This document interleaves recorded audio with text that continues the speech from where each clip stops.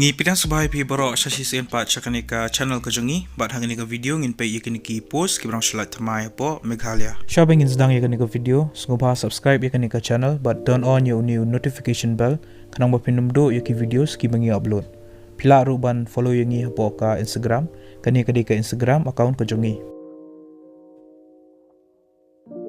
Yakini ki post la palat da ka Meghalaya agriculture mentau banai arajar apoar. Ki ketang jing ki post kelong komne accountant but librarian. Kelas date lani ka tarik bakat do papila ban submit yaki applications kade hau arpsau tarik banai maj arajar apoar. Ya ka post accountant ka balak kawai ka salary lani ka tulap kade apoar hajar hakshi banai. Ka educational qualification kalong komne pila de ban pendap ya ka graduate lani ka post graduation haka commerce. Pidan kamru ke experience kumba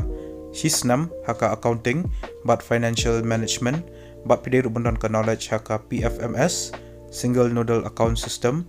but preparation jangki UCs state lane central financial reports calculation jangka GST but kiwi ru but pila ade rubandap ya ka tali professional course but ka computer course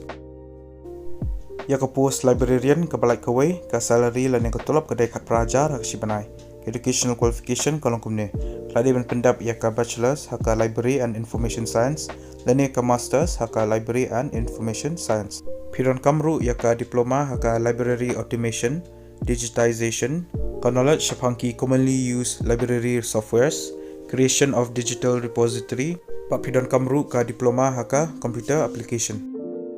ki candidates ki belong eligible bag bokwa ban apply kini ki post pihak ban submit yaki scan fill in application forms ki jongpi pide rubun pensendai lang bat ka official notification bat ru kiwi ki documents bat pihak ban pha shakani ka email adainfo@agree.meg@gov.in lane shakani ka email agree.ado.it.meg@nic.in lane pihak ban submit da ka hard copy shaka room number 218 lane 219 Directorate of Agriculture Cliff Colony, Shillong, Shwalani haka apsau tarik banai March arajar apuar. Yaki candidates ki ba shortlist kin sa pentep lano kan longka interview.